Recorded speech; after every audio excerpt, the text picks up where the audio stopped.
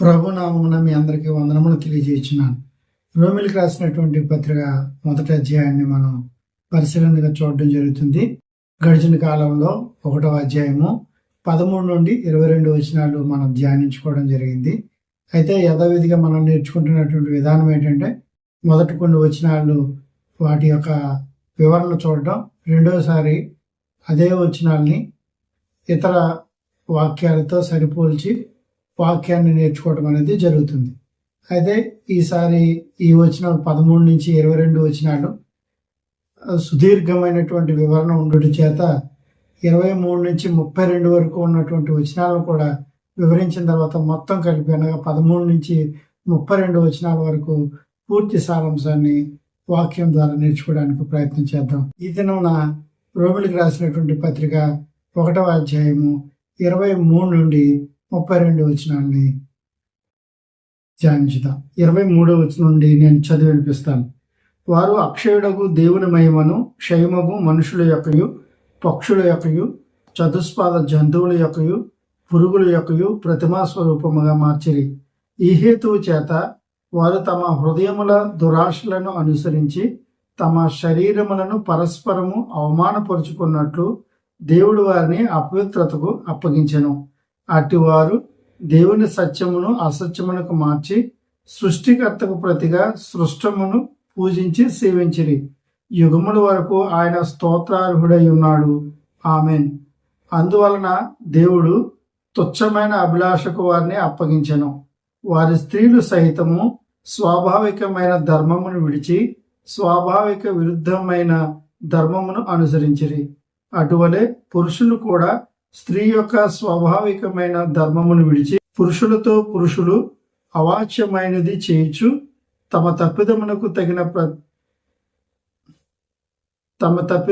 తగిన ప్రతిఫలము పొందుచు ఒకరి ఎడల ఒకరు కామతప్తులైరి. మరియు వారి తమ మనసులో దేవునికి చోటియనొల్లకపోయిరు గనుక చేయరాని కార్యములు చేయుటకు దేవుడు భ్రష్ట మనసుకు వారిని అప్పగించెను. అట్టివారు సమస్తమైన దుర్నీతి చేతను, దుష్టత్వము చేతను, లోభము చేతను, ఈర్ష్య చేతను నిండుకుని మత్సరము, నరహత్య, కలహము, కపటము, వైరమను వాటితో నిండిన వారై కొండగాండ్రును, అపవాదకులను, దేవద్వేషులను, హింసకులను, అహంకారులను, వెంకములాడువారును, చెడ్డవాటిని కల్పించేవారును, తల్లిదండ్రులకు అవిధేయులను, అవివేకులను, మాట తప్పువారును, అనురాగరహితులను, నిర్దయులునైరి. ఇట్టి కార్యములు అభ్యసించువారు మరణమునకు తగినవారు అను దేవుని న్యాయ విధిని వారు బాగుగా ఎరిగి వాటిని చేయుచున్నారు. ఇది మాత్రమే కాక వాటిని అభ్యసించు వారితో సంతోషముగా సమ్మతించుచున్నారు. చదవబడినటువంటి వచనాలను మనం ఒకసారి ధ్యానించుదాం. గడిచిన దినమున మనం నేర్చుకున్నటువంటి విషయం ఏంటంటే దేవుడైనటువంటి యెహోవా తన కుమారుడైనటువంటి యేసుక్రీస్తుని లోకానికి పంపించి ఆ కుమారుని ద్వారా సత్యము తెలియచేయబడాలని, దేవుని శక్తిని తెలియపరచాలని ఆయన ఆశ కలిగి ఆయన ఏర్పరచబడినటువంటి వ్యక్తుల్లో అపోస్తలుడైన పౌలు ద్వారా రోమీలో ఉన్నటువంటి విశ్వాసులకు ఈ విషయాన్ని తెలియజేయుచున్నట్టుగా మనం చూడగలం. అంత మాత్రం కాదు, పౌలు సువార్తను కూర్చి నేను సిగ్గుపడేవాడు కానని, ఎందుకని అందరికీ ఎలాంటి వారైనా గ్రీస్తులైనా యూదులైనా వారందరికీ కూడా దేవుని యొక్క శక్తిని తెలియచేయటకు నేను ఏర్పరచబడిన వాడిని పౌలు తెలియజేసినట్టుగా మనం చూడగలం. దేవుని యొక్క సహజమైనటువంటి లక్షణాల గురించి పౌలు ప్రస్తావించాడు. అందులో ప్రధానంగా దేవుడు అదృశ్యుడా దృశ్యుడా అన్నటువంటి దానికి సమాధానం చెప్పాడు.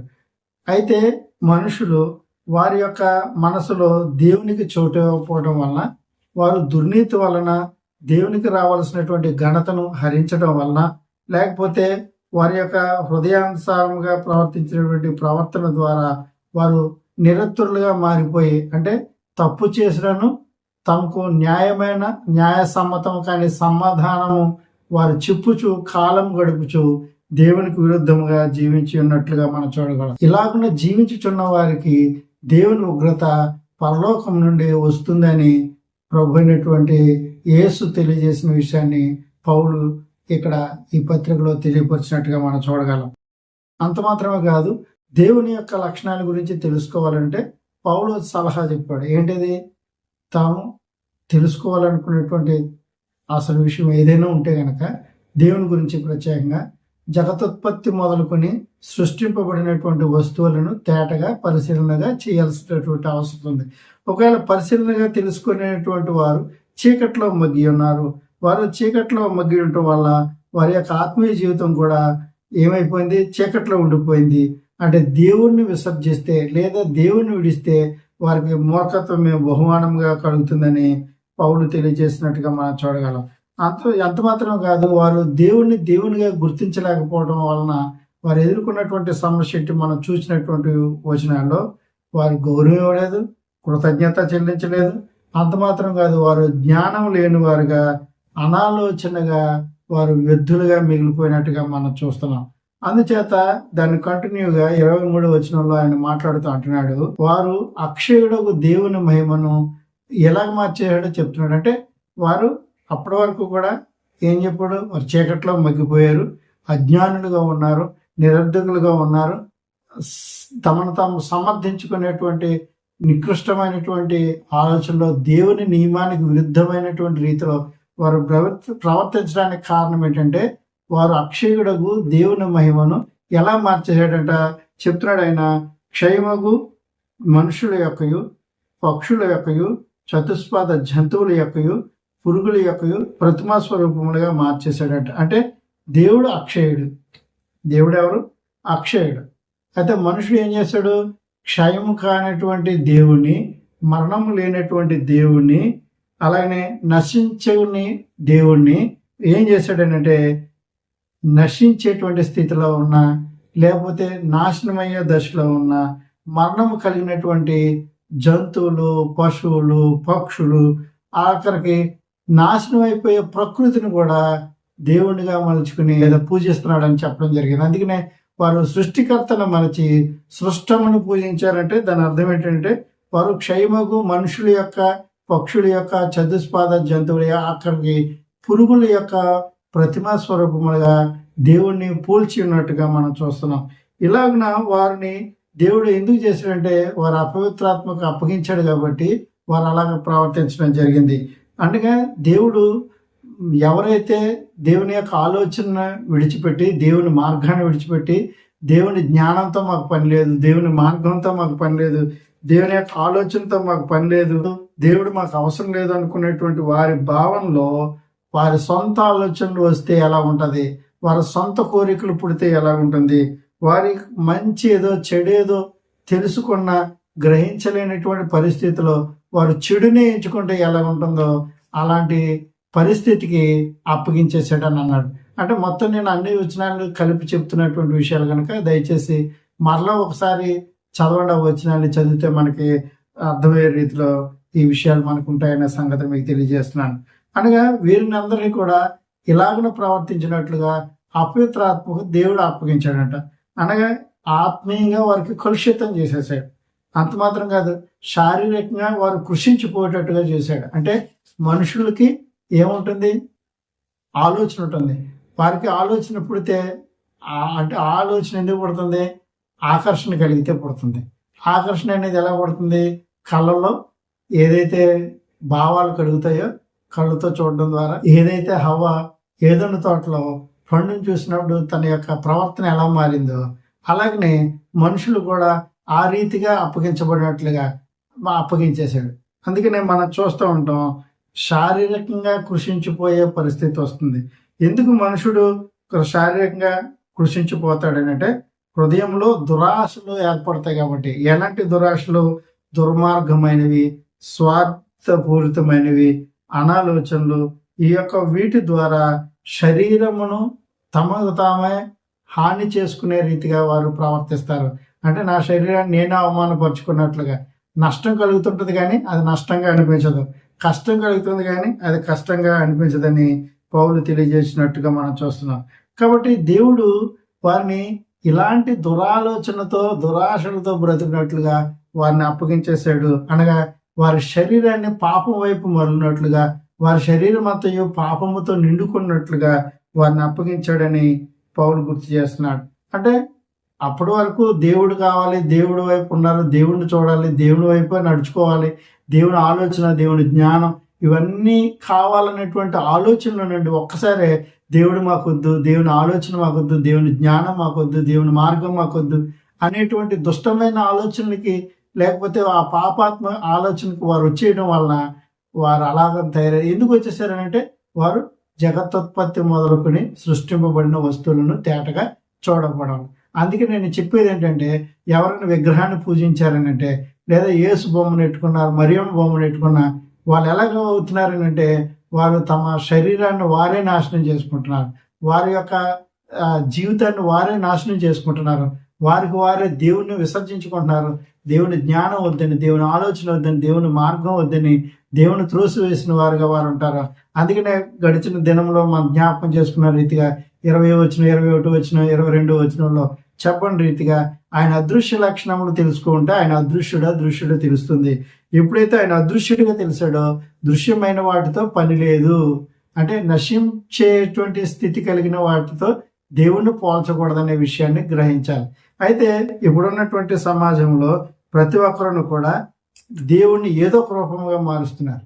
అంతకు కుదరకపోతే మనుషులను కూడా, అంటే ఈ మన క్రైస్తవుల్లో కూడా నేను చెప్తున్నాను, క్రైస్తవుల్లో కూడా ఆ మనుషులు దేవుళ్ళో వచ్చాడు. దేవుళ్ళో రావటం ఏంటి?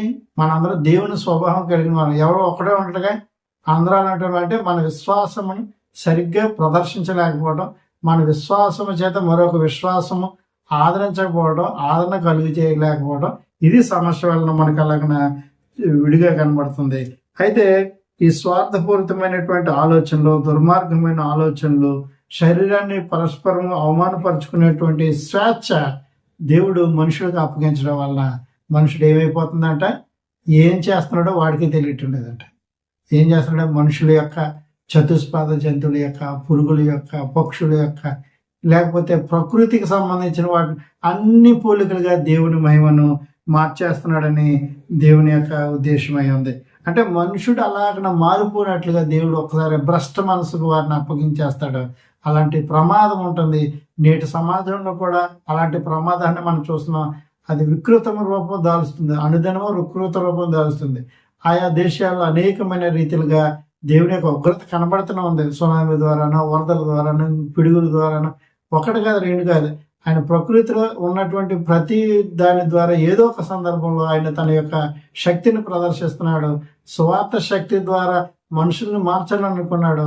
ఎప్పుడైతే దానికి లోబడతలేదో మీ కర్మ మీరు ఆడవండి, మీ జీవితాన్ని మీరు కాపాడుకోండి అని దేవుడు మనల్ని వదిలేస్తున్నాడు అనే సంగతిని గ్రహించాలని ప్రభు పేట మిమ్మల్ని కోరుతున్నాను. మనందరికీ తెలుసు దేవుడు సృజించిన వాటన్నిటిలో దురాత్మను కూడా దేవుడే సృజించాడనేటువంటి సంగతిని గుర్తెరగాలి. అంటే దుర్నీతిని కొనసాగించేవారు, దుర్నీతితో నడుచుకున్న వారి మీద దేవుని యొక్క కోపము పరలోకం నుండి వస్తుంది అని అన్నాడు. అంటే పరలోకంలో దేవుని యొద్ద నుండి వచ్చేటువంటి వాటిలో దురాత్మ ఒకటే. మనందరికీ తెలుసు సమూయేలు మొదటి గ్రంథంలో 16వ అధ్యాయంలో మనకు చెప్పని రీతిగా రాజైనటువంటి సౌలు గొల్యాతుతో యుద్ధమును ముగించిన తర్వాత సౌలు 1000 కొలదియు దావీదు 10,000 కొలది అని ప్రజల మధ్య ధ్వనులు వినబడ్డాయో అప్పుడు అతని యొక్క రూపం అంతా కూడా, లేకపోతే అతని యొక్క మనసు అంతా కూడా మారిపోయింది. ఎందుకు మారిపోయిందని అంటే అతడు చేసినటువంటి తప్పిదాలు. దేవుడు చెప్పాడు అయినా కూడా యాజకుడు లేడు లేదా ప్రవక్త లేడు అనేటువంటి ఒక దురాలోచనతో తనకు తానుగా మళ్ళా చిల్లంగి వారిని కలవటం, లేకపోతే ఈ యొక్క రహస్య పనులు జరిగించటం, దేవునికి విరుద్ధమైనటువంటి కార్యములు చేయడం అని అంటే దేవుడు సౌలును భ్రష్ట మనసుకు అప్పగించేశాడు. కాబట్టి సౌలు యొక్క స్థానంలో ఎవరిని ఏర్పాటు చేశాడు? రాజైనటువంటి దావీదును చిన్నపిల్లవాడు ఉన్నప్పుడే ఎన్నుకోవడం జరిగింది. ఎందుకు ఇలా జరిగింది? సౌలుకైనా తెలుస్తుందని అంటే ఏమీ తెలియటంలే, కానీ పనులు జరిగిపోతున్నాయి. దురాత్మ రావటం, దావీదు ఏం చేస్తున్నాడు? సౌలును దురాత్మ దేవుని ఎదురు దురాత్మ వచ్చినప్పుడల్లా తన దగ్గర ఉన్నటువంటి వాయిద్య పరికరం ద్వారా ఆ దురాత్మ ద్వారా శాంతను దొరికేటట్లుగా చేస్తున్నాడు. అయితే సుఖం ఏముంది? అది వాయించే వరకే అపవాది లేదా దురాత్మ దూరం ఉన్నట్టుంటుంది. తర్వాత మళ్ళీ అతనిలో వికృతమైనటువంటి ఆలోచనలు వస్తున్నాయి. ఆఖరికి ఎంతవరకు వచ్చిందంటే తనకంటే వయసులో చిన్నవాడైనా తన యొక్క రాజ్యాన్ని కాపాడినటువంటి ఆఖరికి తన కూతుర్నిచ్చి వివాహం చేసినటువంటి అల్లుడిగా ఉన్నటువంటి రాజు అయినటువంటి దావీదును కూడా చంపడానికి వెనుకాడలేనంటే ఏ పరిస్థితికి మారిపోయింది పరిస్థితి. అతని యొక్క జీవితం ఎలా మారిపోయింది, ఎంత రాజు, సర్వజనులకు రాజుగా, ఇశ్రాయేల్ అందరికీ రాజుగా, మొట్టమొదటి రాజుగా ఉన్నటువంటి సౌలు సైతము అలాగనే మారిపోయినట్టుగా మనం చూడగలం. కాబట్టి ఈ రీతిగా సౌలు మీదకి దురాత్మ దేవుని యొద్ద నుండి వచ్చినప్పుడు ఎంత కకావిలకం అయిపోయాడు, తర్వాత పరిస్థితులు ఏమైపోయినాయి, ఎలాగన రాజుగా ఉండకుండా నాశనం అయిందో, ఎలా కుటుంబం అంతా దూరమైందో ఇవన్నీ మనకు తెలుసు. మీకు సమయం ఉన్నప్పుడు సమూయేలు మొదటి గ్రంథం 16వ అధ్యాయాన్ని వివరంగా చదవండి, అలాగే 18వ అధ్యాయాన్ని చదవండి, 19వ అధ్యాయాన్ని చదవండి. చదివితే వీటిని గురించినటువంటి పూర్తి వివరంలో మనకు తెలుస్తాయని మీకు మరొకసారి తెలియజేస్తున్నాను. కనుక ఇలా అవ్వటం వల్ల వారు ఏం చేశారనంటే జరిగిన నష్టం ఏంటంటే దేవుని సత్యమును అసత్యంలోనికి మార్చేశారు. అలాగనే సృష్టికర్తను ప్రతిగా సృష్టమును పూజించారు. ఇలాగనే చేయటం ద్వారా వారు ఏం చేశారంటే ఆకర్షణకు లొంగిపోయారు. ఆకర్షణ అంటే దేవుడు ఆత్మస్వరూపి, ఏ ఆహారం ఉండదు, ఎలా ఆకర్షించబడతాడు. కాబట్టి ఆకర్షణ ఏంటంటే మనిషిలో ఆకర్షణ, పశువుల్లో ఆకర్షణ, పక్షుల్లో ఆకర్షణ, అలాగనే పురుగుల్లో ఆకర్షణ, ప్రకృతిలో ఆకర్షణ. ఈ ఆకర్షణకు లొంగిపోయి ఆకర్షణను పూజించడం, ఆకర్షణను సేవించడం మొదలుపెట్టారు. ఏమవుతుంది అలాగనే ఇప్పుడున్న ప్రజలు కూడా అంతేగా, దేన్ని ఎందుకు చేస్తున్నారో తెలియదు.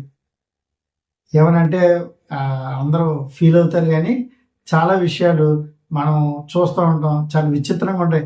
ఎందుకు చేస్తున్నారని ఆయన తెలిసి కూడా ఎందుకు ఇలా చేస్తున్నారని అంటే విషయం అని తెలిసినా కూడా ఎన్ని రకాలైనటువంటి వాటిని పూజిస్తారో మనకి తెలుసు. అయినా కూడా ఎందుకు ఇలా చేస్తున్నారు వాడు తిరిగితే అనాలోచన. దేవుడు అందుకన్నాడు, మంచి ఏదో చెడేదో వారు తెలుసుకున్నారు, కానీ తెలిసినను వారు చెడునించుకోవడానికే ప్రయత్నం చేస్తారంట. దేవుడు అలాంటి భ్రష్ట మనసు, దుర్మార్గమైన మనసు, దురాత్మమైన మనసు అట్టి పరిస్థితిలో ఉన్న వారికి అనుగ్రహిస్తాడని తెలియజేస్తాడు. ఒక విషయం అంటే ఇన్ని చెప్పిన తర్వాత యుగయుగములకు దేవుడు స్తోత్రార్హుడు ఆమెను అంటే ఎవరు ఎన్ని రకాలుగా నడుచుకున్నా, ఎన్ని రకాలుగా ప్రవర్తించినా దేవుని మహిమ ఎప్పటికీ ఒకే విధంగా ఉంటుంది. దేవుడు మహిమాన్వితుడు అని చెప్తున్నాడు, ఆయన గుర్తు చేస్తున్నాడు. అలాగనే ఆయనను ఎవరు తిరస్కరించినా, ఎవరు అఘోరపరిచినా ఆయన స్తోత్రార్హుడని పౌలు గుర్తు చేయటం జరిగింది. కనుక మనుషుడు మారతాడు కానీ దేవుడు మారడం. మనుషులే మారిపోతూ ఉంటాడు, ఈవేళ ఒకలాగా, రేపు ఒకలాగా, ఎల్లుండి ఒకలాగా ఉంటాడు. కానీ దేవుడు ఎన్ని తరాలు గడిచినా, ఎన్ని యుగాలు గడిచినా ఆయన మారడనే విషయాన్ని గుర్తు చేస్తున్నాడు. అంత మాత్రం కాదు, 26 నుండి 28 వచనాల్లో మనం చూసినప్పుడు దేవుని నియమాలను విసర్జించినప్పుడు జరిగేటువంటి సంగతుల గురించి ప్రస్తావన చేయటం జరిగింది. అంటే ఏం చేస్తారంట, అవమానకరమైన తుచ్చమైన అభిలాషకు అని అన్నాడు. అంటే తుచ్చమైన అంటే కామవాంఛలతో కూడినటువంటి అభిలాషకు లొంగిపోయిన వారుగా ఉంటారట. రెండోది ఏంటంటే స్త్రీలు సైతము స్వాభావికము కాని దానికి విరుద్ధముగా ప్రవర్తిస్తారు. అంటే వారు స్వభావ సిద్ధంగా చేయవలసిన దాన్ని సహజమైన స్థితిలో చేస్తారు. దాని గురించి వివరించాడు. పురుషులు చేసుకుంటారని, స్త్రీలుగా తిరుగుతూ ఉంటారు, స్త్రీలతో తిరుగుతారని, ఇవన్నీ చెప్పడంటే ప్రస్తుతం జరుగుతున్నవి అవే. ఎందుకు ఇలా జరుగుతున్నాయని అంటే వారందరూ కూడా దేవుని విసర్జించారు గనక, దేవుని గుర్తించలేదు గనక, సృష్టింపబడిన వస్తువులను సరిగా పరిశీలన చేయలేదు గనక, వారు అనుభవిస్తున్న వాటిని అవి దేవుడు కలుగు చేసినవని ఎరిగినప్పటికీ కూడా అవి ఎవరో మనుషులను లేకపోతే ఎవరో వ్యక్తులను దాని వెనుకున్నారని భావించి అవి ఏదో రీతిగా వాటికి అవి వచ్చినామని కొంతమంది, లేకపోతే ఎవరో కలిగిస్తే కలిగినాయని అనుకుని మనుషుల మీద, పక్షుల మీద, పశువుల మీద, అట్ల మీద గురిపెట్టుకోవడం ద్వారా మరి ఏం చేశారంటే రకరకాల మనుషులుగా మారిపోవడం జరిగింది. అందుకని ఇలాగన ఉండిపోవడం ద్వారా పురుషులతోటి, స్త్రీలతోటి అసహజమైనటువంటి స్థితిలో బతికినట్టుగా మనం చూస్తున్నాం. అంత మాత్రమే కాదు, ఒకరి ఏడలో ఒకరు అనుచిత కార్యములు చేసుకునేటువంటి పరిస్థితిలోనికి వారు పడిపోయినట్టుగా మనం చూడగలం. అందుకని పౌలు ఏం చెప్తున్నారంటే వారు దాన్ని తగినటువంటి ప్రతిఫలాన్ని కూడా వారు పొందేటట్లుగా దేవుడు నియమించి ఉన్నాడు.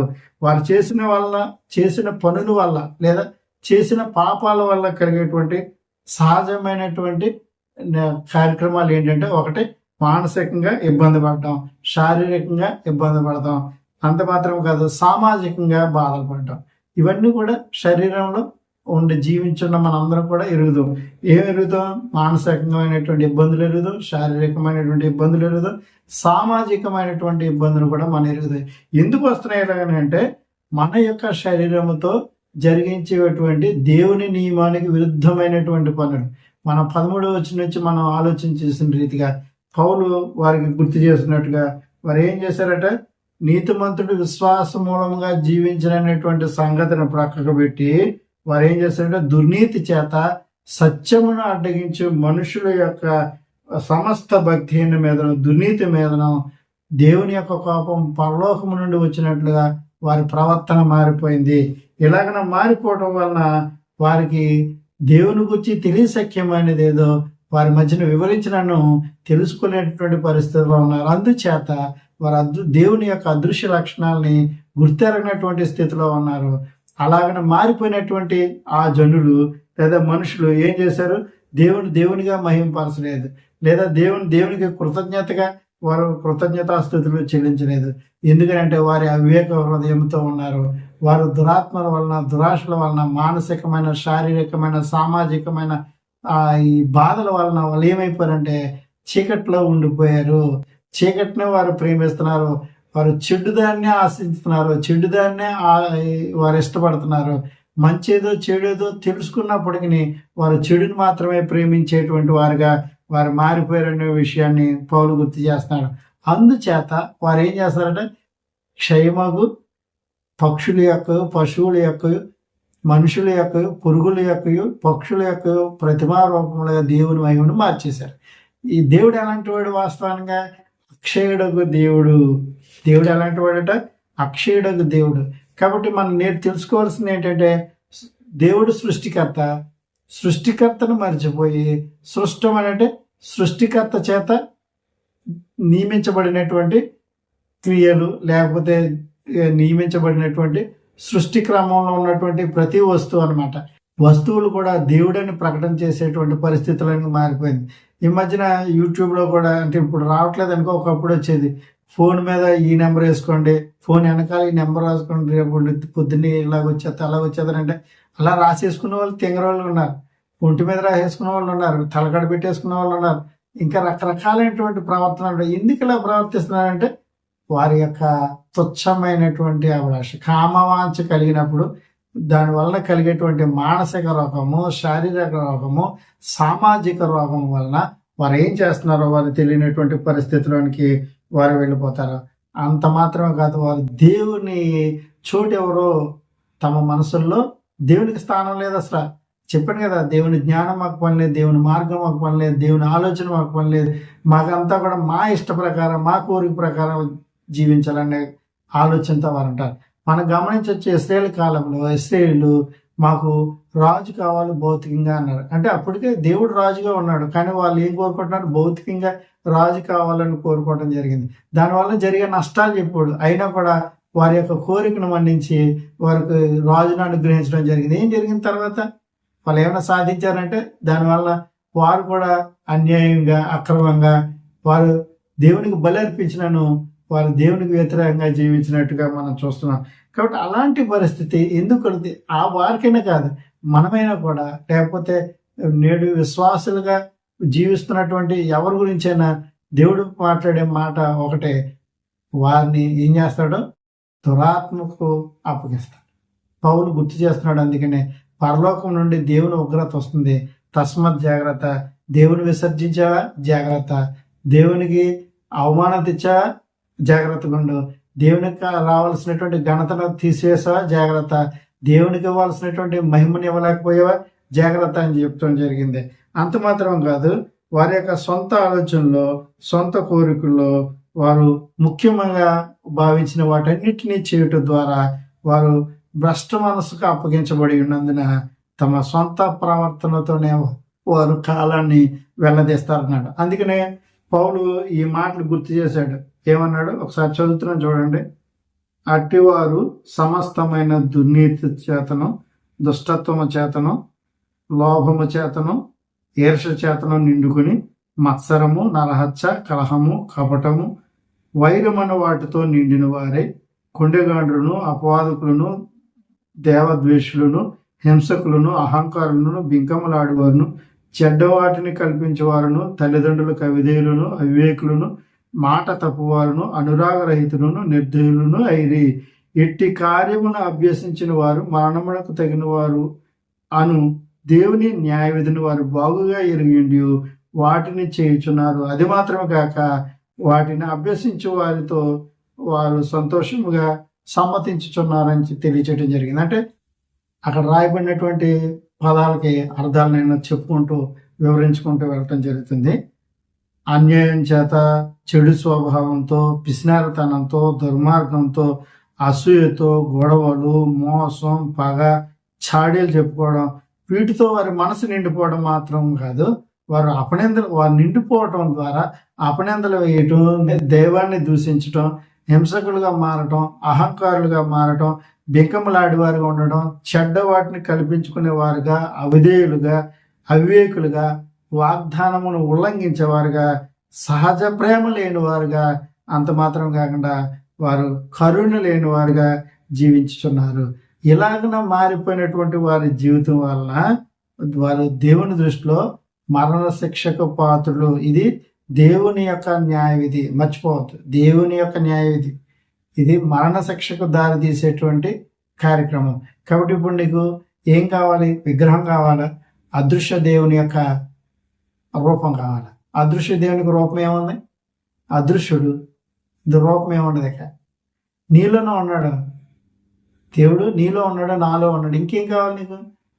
అయినా కూడా నేను కొండెక్కుతాను, మెట్టెక్కుతాను, లేకపోతే సొరంగాల్లో చూస్తాను, లేకపోతే ఎక్కడైనా తీర్థాలకు వెళ్తాను, ఇంకేదో చేస్తాను అంటే అది నీ యొక్క భ్రష్టత్వం అనమాట. నీ యొక్క పిచ్చితనం, నీ మేధావితనం. గుండు కొట్టించుకుంటాను, ఇంకోటి ఏదో చేస్తాను, ఒక్కటి కాదు, రకరకాలైనటువంటి భ్రష్టత్వం క్రైస్తవ సమాజం పేరున బోడిద మంది ప్రవర్తిస్తున్నారు. అలాగనే వారు ఎందుకు చేస్తున్నారు అంటే దేవుడు ఏమన్నా అని అనుకోవచ్చు. దేవుడు చేయాల్సినంత చేశాడు. ఒకవేళ నిజంగా దేవుడు చేయాలనుకుంటే చేసేదాడు. సర్వ ప్రపంచాన్ని జలప్రలయం చేత నాశనం చేసినటువంటి దేవుడు ఇప్పుడేమన్నా చేయటానికి చూస్తున్నాగా.